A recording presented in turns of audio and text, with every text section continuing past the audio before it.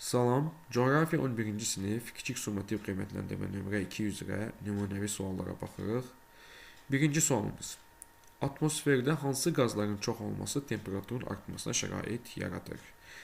Deməli, əsasən atmosferdə karbon və metan qazının artması istixana effektini gətirib çıxardır və istixana effekti nəticəsində isə yer kürəsində temperatur artır. Yəni burada cavab karbon və metan olmalıdır.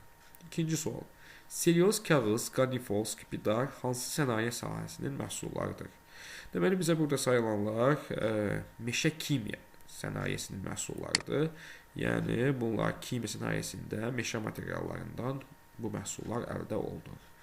Deməli, neotektonik hərəkətlər hansı erada yaranmışdır? Deməli, tektonik hərəkətlər iki cür olur. Paleotektonik və neotektonik.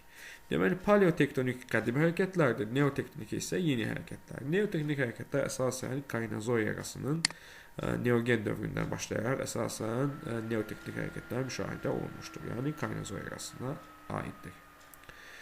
Sonra, 4-cü suala baxaq. İnkişaf etmiş ölkələrdə 400 tona qədər kağız alına bilən oduncaqdan Afrika ölkələrində neçə ton kağız alına bilər?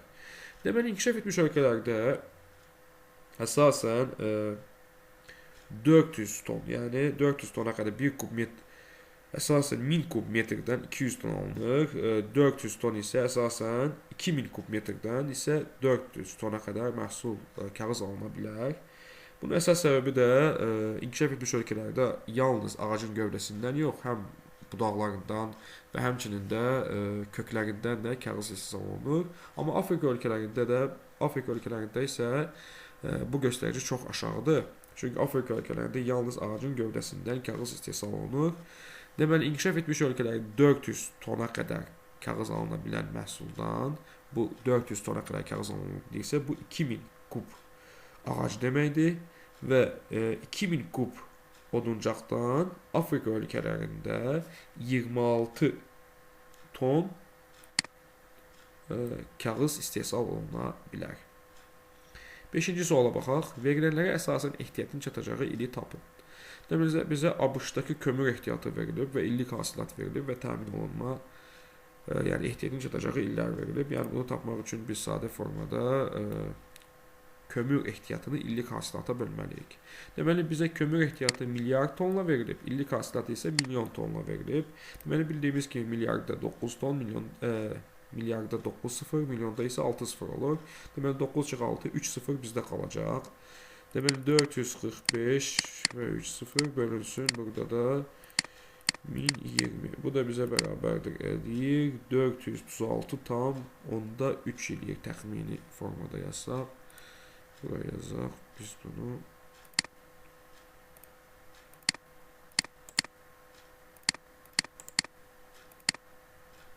Yəni, bunu biz yuvarlaqlaşdırsaq 436 tam %27 il çatacaq bizə ABŞ-dakı daş kömür ehtiyatları. 6-cı suala baxaq. Sxemə aid olduğu əraziyə aid xüsusiyyətin verildiyi variantı seçin. Deməli, əvvəlcə diqqətlə iqlim diaqramına fikir verək. İqlim diaqramını görürük ki, temperatur il boyunca 20 dərəcədən yuxarıdır və yay ayları yağıntılı keçir. Deməli, bu şimal subekvatorial iqlim qurşağına aiddir. Yay ayları quraq keçir deyir bizə. Xeyr, yay ayları yağıntılı keçir. İl boyu buludlu hava. İl boyu buludlu hava yoxdur. Yağıntı yayda yağır. Qışda isə quru havadır. Temperatur amplitudası aşağıdır. Bəli, burada həqiqətən temperatur amplitudası aşağıdır. Yəni, temperatur amplitudası nəyə deyilirdi?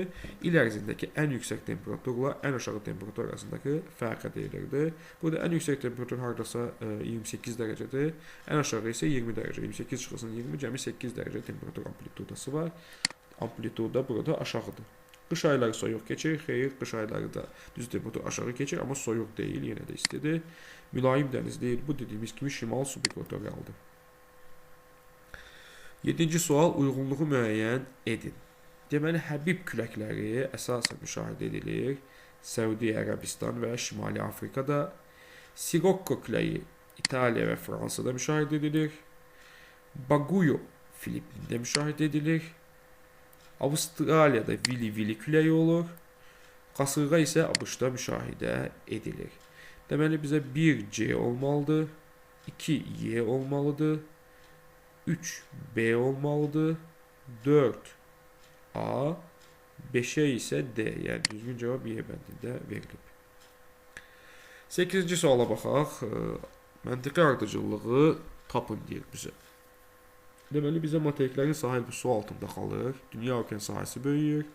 Okeanın səviyyəsi 0,5-2 metr qalxır. İqlim 0,5-0,6 dərəcə istiləşir. Örtük buzlaqları əriyir. Havanın tərkibində karbon qazının miqdarı artır. Havada atılan zərərli qazlar sənaye nəqliyyat üstülərinin miqdarı artır. Deməli birinci burada olmalıdır. Havaya atılan zərərli qazların miqdarı artır olmalıdır. Yəni birinci 7 gəlməlidir.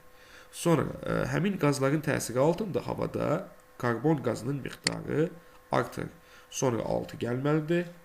Və karbon qazı atıldığı üçün də nəticədə burada istixana effekti baş verir və yer səthində temperatur 0,5-0,6 dərəcəyə qədər temperatur artması müşahidə edilir və temperatur artdığı üçün də örtük buzlaqları bir hissəsi əriyir və okean səviyyəsi yuxarı qalxır 0,5-2 metrə qədər və nəticədə dünya okeanı sahəsi böyüyür və materiklərin sahil boyu əraziləri sular altında qalır. Yəni ardıcıllıq bu formada olmalıdır.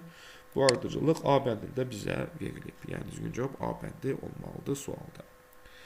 9-cu sual. Uyğunluğu müəyyən edin. Deməli sarı torpaqlar, dağ qara, kokopit hidropon, boz şəbənə torpaqları.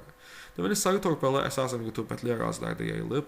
Azərbaycanda Lənkəran vilayətində sarı torpaqlar yayılıb və Lənkəranda bildiyimiz kimi sitrus meyvələri, yəni feyxua, limon, çay becərilir. C bəndə uyğundur. Dağ qara torpaqlar, yəni qara torpaqlarda əsasən dəmiyə şəraitində kartof və taxıl əkilir. D bəndə olmalıdır. Kokopit hidropon, yəni bunlara alternativ torpaqlar deyilir. Kokopit, yəni kokos bitkisindən hazırlanır. Hidropon isə ümumiyyətlə torpaqsız əkinçilikdir. Suyun içində yetişdirilir. Əsasən də İsraildə bundan istifadə olunurdu və bunda əsasən tərəvəz yetişdirilməsində istifadə olunur. Tərəvəz və yaxud da çiyələk bunlar yetişdirilə bilər. Boz şəbənə torpaqları isə əsasən bostan məhsulları, yəni yarım səhra iqlim tipində geniş yayılıb. Deməli bizdə 1C olmalıdır. 2Y, D olmalıdır. 3B, 4 isə A. Yəni düzgün cavab A bəndində verilib. Sonra 10-cu sual. Torpaq ehtiyatı tükənən və bərpa olunmayan ehtiyatdır. Düzdür, torpaq ehtiyatı tükənəndir, amma onu bərpa etmək də mümkündür. Yəni birinci fikir düzgün deyil. İkinci fikrə baxaq. Canlı və cansız komponentlərin bir-biri ilə sıx qarşılıqlı əlaqəsinə ekosistem deyirlər. Bəli, bu doğru fikirdir. Yəni canlılar və onu əhatə edən cansızlar bir yerdə ekosistemi əmələ gətirirlər. Hidrotexniki qoyuqlar vasitəsilə sellərin qarşısını tamamilə almaq olur. Düzdür, hidrotexniki qoyuqlarla sellərin qarşısını müəyyən dərəcədə almaq olar, amma tamamilə almaq tam düzgün olmaz, çünki müəyyən bəndlərin dağılması nəticəsində çox böyük fəlakətli hadisələr yenə də dünyada baş verib. Yəni bu düzgün fikir kimi qeyd etmək olmaz. Turşulu yağışlar səhralaşmanın qarşısını alır, xeyr, əksinə səhralaşmanı daha da artdırır. Defiliasiya nəticəsində su mənbələri, nəqliyyat yolları, yaşayış mənbələri qumla örtülür. Bəli, defiliasiya küləyin təsiri elədir və həmin ərazilərdə qumla örtülmə baş verir. Doğru fikirdir. Dağlıq ərazilərdə yolların çay dərələri boyu çəkilməsi iqtisadi cəhətdən sərfəli hesab olunur. Bəli, həmin çay öz dərəsi boyunca müəyyən dərəcədə yol açır və həmin yol boyunca da çəkmək daha məqsədə uyğundur. Yəni bu da doğru fikirdir. Yəni düzgün cavab burada 2, 5, 6, yəni A bəndi olmalıdır. Bu sualda da düzgün cavab